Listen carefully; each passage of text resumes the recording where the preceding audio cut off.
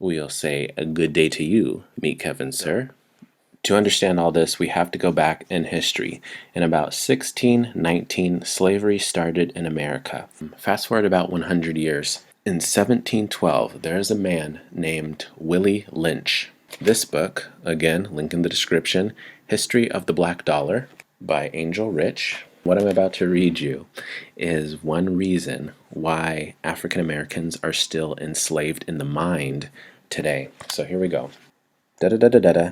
In my bag here, I have a foolproof method for controlling your black slaves. I guarantee every one of you that if installed correctly, it will control the slaves for at least 300 years. This was written he made this speech or declaration in 1712. 300 years. What is that? 2012. And it's still working today. My method is simple. I have outlined a number of differences among the slaves, and I will take these differences and make them bigger. I use fear, distrust, and envy for control purposes. On the top of my list is age. The second on my list is color or shade. There's intelligence, there's size, there's sex. Da da da da da da. I shall assure you that distrust is stronger than trust, and envy is stronger than adulation, respect, or admiration. Da da da da da da. Don't forget, you must pitch the old black male versus the young black male. You must use the dark-skinned slaves versus the light-skinned slaves. You must use the female versus the male. You must also have white servants and overseers who distrust all blacks. Da da da da da da. But it is necessary that your slaves trust and depend on us. They must love, respect, trust only us. It's been working for 300 years. So Master P was talking about this. He came out recently with his own line of top ramen. He was talking on an interview how black people in his community was like, well, how much sodium is in that? How much calories is it? And he was thinking, you don't ask that question to top ramen.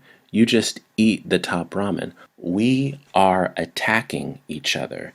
In the 90s, there was so much black on black crime, and it was basically puppet masters, right? We were doing exactly what they wanted us to do.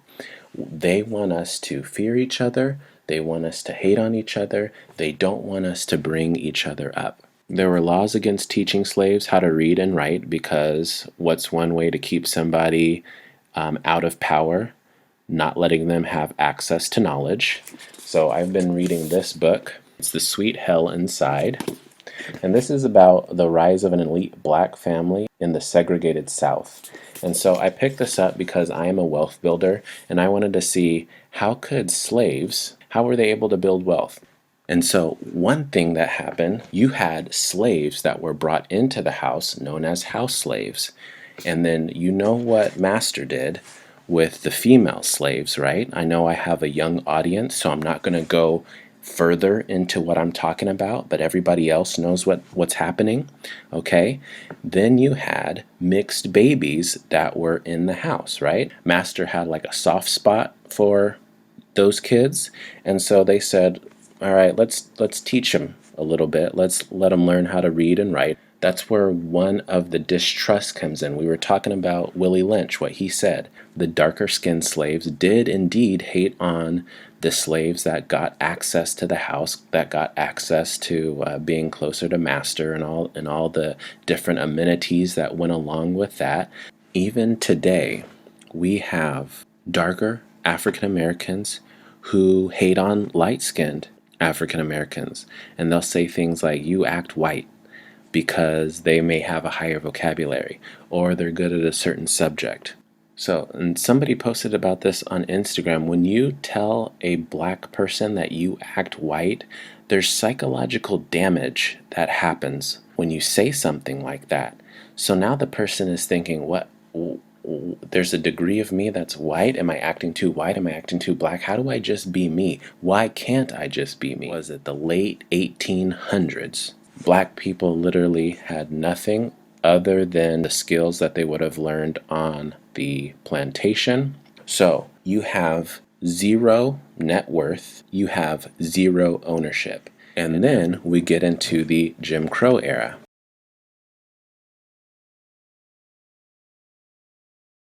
We know things are separate, but we know they were not equal. After 1819, legislation throughout the South started removing money from state budgets for colored schools, reappropriating funds to white ones. In a typical year, $12 was allocated for each white pupil and $1 for each black. With no ownership, very little education. What are you going to do? Even with all of this stuff happening, there was a place in Tulsa, Oklahoma, known as the Black Wall Street. It was a place for lots of black businesses. There were hospitals, black owned, banks, black owned. And then in 1912, the Tulsa Massacre happens. There was a white woman who was screaming and crying, and a black guy ran out. Somebody checks on the lady and assumes the worst. Just for a woman to make an accusation against something the black person did, there was no judge, jury needed, okay? You know what was going to take place when that happened. We all know what happened with Emmett Till, and then the word gets out, and then the massacre happened. And I'm reading about it in this book right here. The Black Wall Street of Tulsa, Oklahoma was almost all but destroyed. All that black wealth, all that entrepreneurship down the drain in one day. So back to the idea of racial bias. If we play that out at what's happening within schools, we see that children of color are more likely to be suspended or expelled in schools. Now, they've made some great changes recently about expulsion and pulling kids out for disciplinary reasons recently, but I believe with decades of it happening, the damage is already done. Even in the elementary age, children of color are being excluded because of behaviors. Kids will start to say, oh, black people always are getting in trouble. Maybe it's not so good to be black. Kids pick up on that stuff. And if you don't believe me, check out the doll test video right here.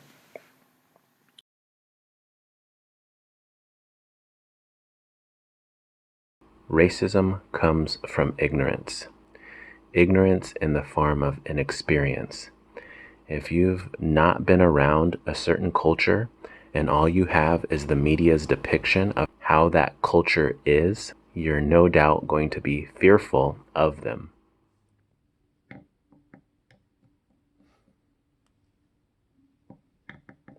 Please stop.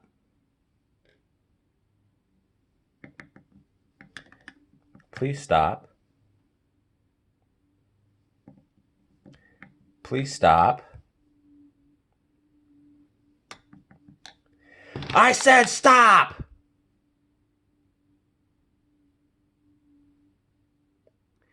So, if you are racist against black people, I challenge you to go to a cookout. After you go to a cookout, I guarantee not only will you have good food, but you will laugh the hardest that you've ever have in your life. You could go in there as the hardest curmudgeon ever, and you will come out sagging and reciting Tupac lyrics.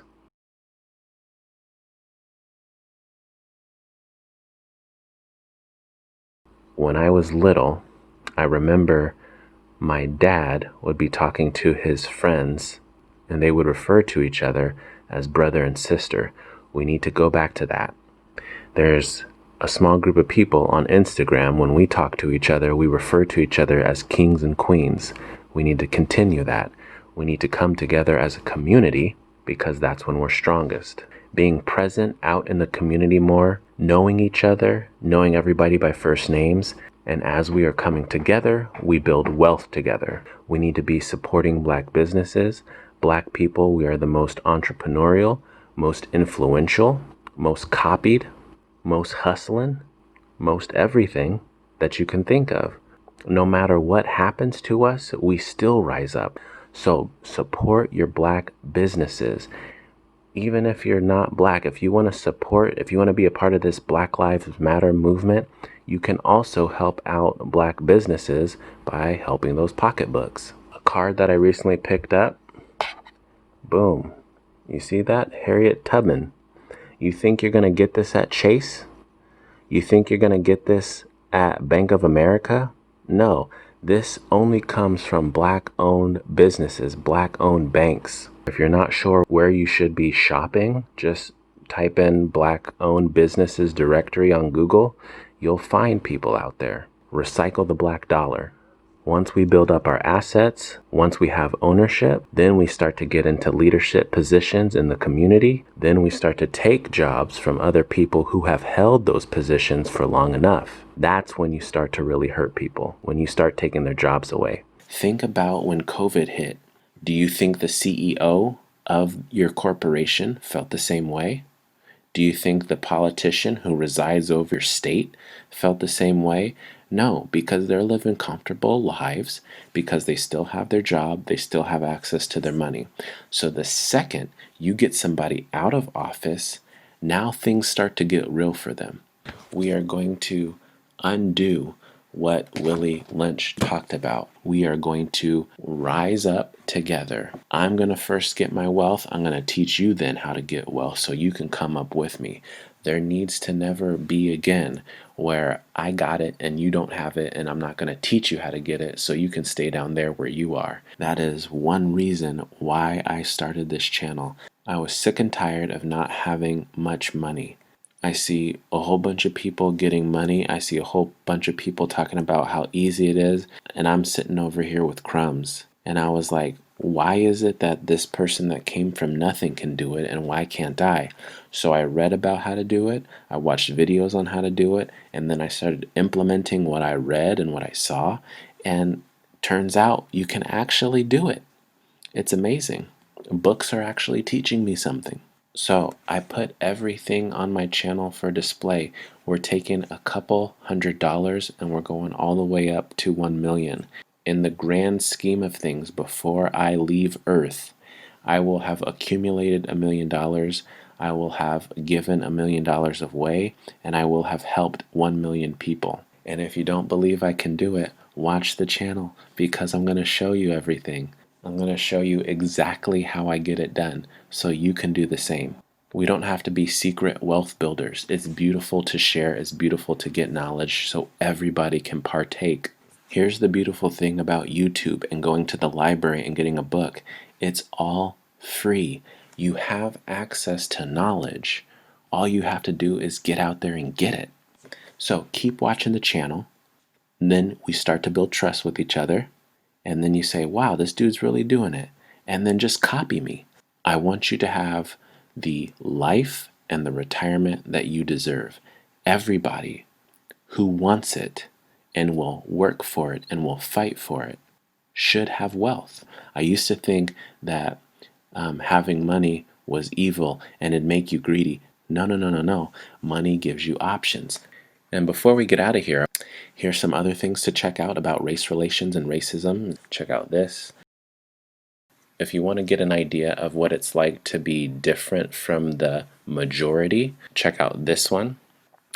And then also, if you want to learn about privilege, check out this one. If you're going to check out the other videos, please leave a comment on those videos and tell them Afro sent you. Thank you so much for watching. If you like what you saw, if you appreciate the knowledge that I've brought forth, give a like, give a comment, subscribe to the channel. You are beautiful.